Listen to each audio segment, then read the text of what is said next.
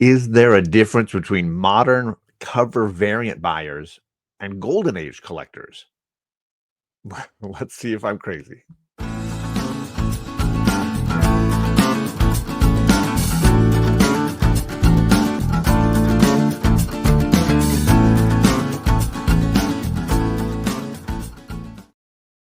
Hey friends, welcome back to John's Comics with Kids, and I want to talk a little bit about something I've noticed in watching some YouTube channels lately. There's been a ton of great channels doing content in and around Golden Age comics, and people like Steppo and Alan and Night Tiger, and there's a lot of really great YouTubers that cover this information because I know very little. And in fact, Night Tiger Comics, shout out, is doing a 2,000 subscriber giveaway right now. And I'm going to try to use this and tie this discussion into his giveaway because I do think he raises some wonderful questions in and around the collecting of Golden Age and when maybe why there are fewer Golden Age collectors these days and potentially maybe fewer in the future. And the concern about that obviously concerns all of us comic collectors because as collecting changes and habits change, it impacts the value of these things for good or for bad, right?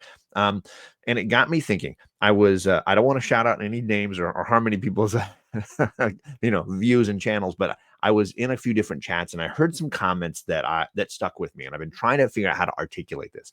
And one of them had to do with this comic book cover right here. So I was on a stream and somebody shared this, and somebody it commented, what's the importance of this book?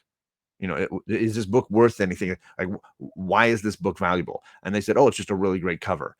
And then somebody on the panel said, well, then it's a nothing book. And that stuck with me. It got right under my skin. They said, well, that's a nothing comic. It's just it's not important.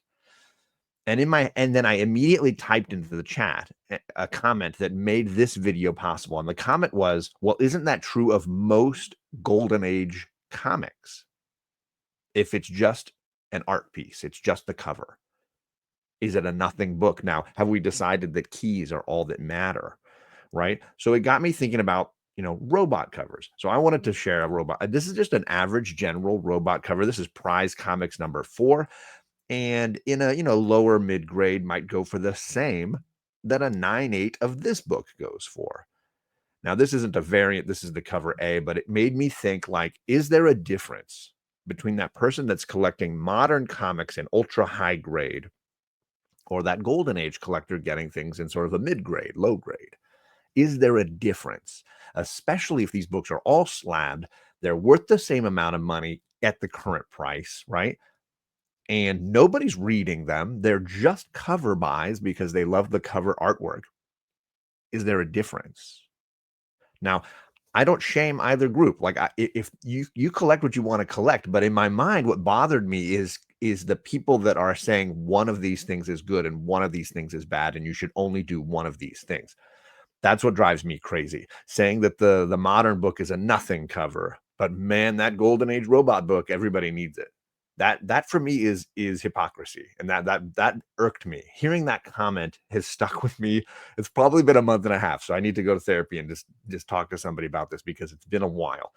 But in my mind, I instantly said, well, the average, good girl cover, robot cover, whatever, is no different than, say, a modern super high grade, variant, especially if the prices are the same. And in the case of super rare, like ultra rare ratio variants, the number of issues that are published might be the same. Like they could potentially have a very similar strata as far as like scarcity and rarity and value.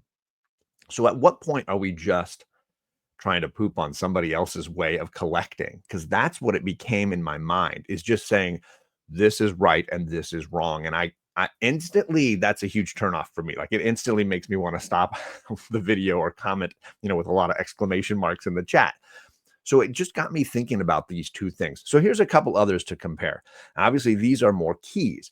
We've got here a very early key appearance for Shazam or Captain Marvel. At this time, this book in a mid grade is very expensive. You spend a few $1,000s on this. It's great cover, great artwork. I think this is like the 4th appearance. It's an early Captain Marvel appearance. And I want to say his costume changes, so it also holds a key in some regard in that way. Again, I'm not a massive golden age knowledge person. I would love anybody to critique me, tell me where I'm wrong, please. Then we could compare it to a ratio variant, which is a mega key, which is this book, which in a really high 9.8 grade would be almost the exact same price. These two books could go for the same price. And as far as quantities, there's probably fewer of that Wiz comics than there are of the Ratio Ultimate Fallout 4. But in my mind, long term, I personally, as a collector, see very little difference. And if you want to collect that, I think it's a Jerkovic variant for Ultimate Fallout. That's your guy. You love Miles Morales, go for it. If you're a Shazam, Captain Marvel collector, you love the Golden Age books, what have you, yeah, go for so for me, I'm kind of feeling like I'm in the middle here pushing to both sides. Like, you're both valid. There's nothing wrong with either one. And it might just be my ignorance. You could call me ignorant, you could call me idiotic, call me whatever you like. I don't see a difference. Those two books both seem like wonderful comics to buy. The problem I've got is people prioritizing and telling me one is right and one is wrong. That's a good book, that's a nothing book. That's when it gets under my skin a little bit, right? I got one more comparison to show for you.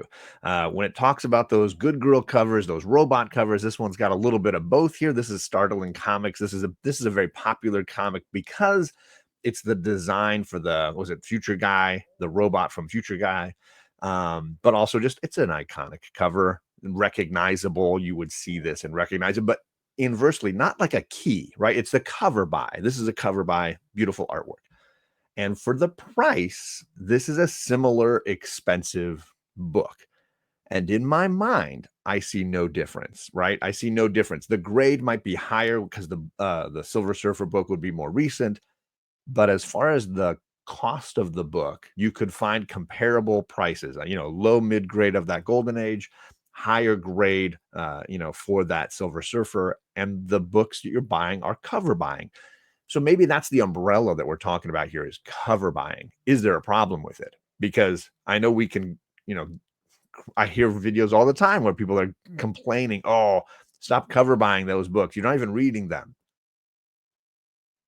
Is that any different than Golden Age Good Girl collecting or grabbing that Silver Surfer book and never reading it? Like for me, I see no difference. And it might just be that I'm such a reader. I'm such a dork that everything has to be connected usually to something I'm reading.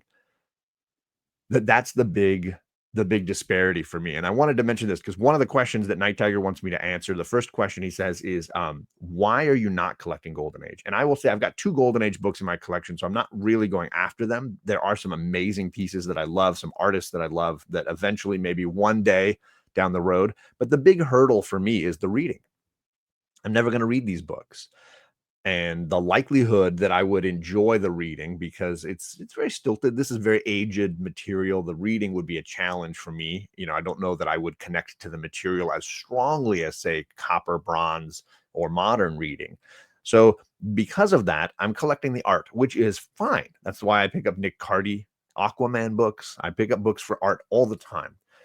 But with that amount of money, which is the other hurdle, I want it to be something that means a lot to me. And so at this point in my life and my collecting, Golden Age books don't have that underlying value and meaning beyond the artwork. And that's the real thing. That's the hurdle and the reason why I don't collect Golden Age at this point. It might change. There are definitely characters like Catwoman whose Golden Age appearances I think are really interesting, and I would like to kind of collect some of those because I like that character, but I haven't gotten down that road too far. There's also some great war covers, and I've had a lot of veterans in my family, and it means a lot to me to have some of that memorabilia and a sense of that time and place and that experience. But that's the biggest hurdle, sort of in my way. Inversely, as far as my collecting, the era and the publisher that means the most to me has been Modern Image Comics. This is the reality. I think the best stories, the best writing, the best artwork, and the most relatable stuff that sticks with me long term is happening with Image Comics. And it has been for the last few decades. I'm talking about stories that leave an imprint, an impact that make you want to return back to them again and again. Books like for me, it's Descender is a big sci-fi book that I think is wonderful. That's my robot covers. That's my series that I think means so much to me. but there's a ton of them, right? Bitterroot and Philadelphia, and there's it's a consistent sort of appreciation for quality story that draws me in because I tend to be a writer. I value the writer most in comics, which is rare. I think more people probably go with an artist meaning more to them, which is fine. But things like Murder Falcon and what have you, that modern age sensibility, I connect to the material better. And so as a result, I tend to have more appreciation and love for it. And in the end, that's the big difference maker and deal maker for me. Um, I would love to hear from some of you in the chat, in the comment section, to let me know if I'm way off base here. Again, this also connects to another great YouTuber that I'm friends with. Biggie Shack has been doing his countdown of the 100 greatest covers, and I've been in and out of the live streams where he and his crew with Alan, Steppo, D-Runk, a lot of those guys are in there. Bleak, I think, has been on there a few times. The tricky part for them is to distinguish what makes a cover great, what makes a cover iconic, because there are a million great Good Girl Robot covers, but how many of them do you instantly recognize? How many are instantly recognizable by fans? And it becomes, again, that discussion of cover buying. How do you compare something like this Hulk cover, which is so iconic and recognizable and homaged, with something like this Prize Comics cover, which might not be as recognizable? People might not know it as well. It doesn't make it any less significant. But how do you decide that? Because I think the reality is something like the 100 greatest covers of all time, it has to be based on recognizable traits, right? Like how well do people recognize that cover? So the debates happening on that show are fascinating to me. And Alan and Seppo would bring a ton of Golden Age knowledge, and D Runkin and Biggie Shack. And I tried to shout it in the chat and bring a lot of like modern sensibility to it. And I think the debate is fascinating. And there's a lot of really cool things happening over there. A lot of discussions in and around what makes those books so important, what makes a cover so important.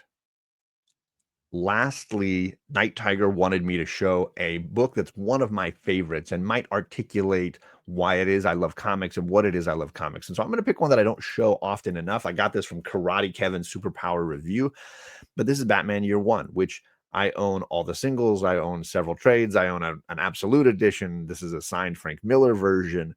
And it's about the story. It's honestly, it's about the story. I read Batman Year One a couple times a year, probably.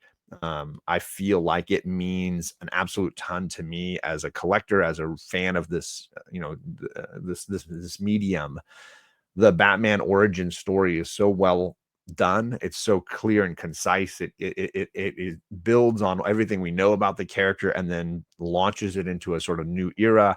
It's just beautiful. And then the artwork, David Mazzucchelli, of course, the covers, the interiors, all super, all spectacular. And so that's a book that really epitomizes what I get out of this hobby, which is the great reading, those great stories. So you tell me if I'm wrong, tell me if I'm crazy. Is one of these two things better than the other? Is it better to buy high grade ratio variants or better to buy Golden Age? Are they different? Is one superior to the other? Is rarity and scarcity the biggest topic here?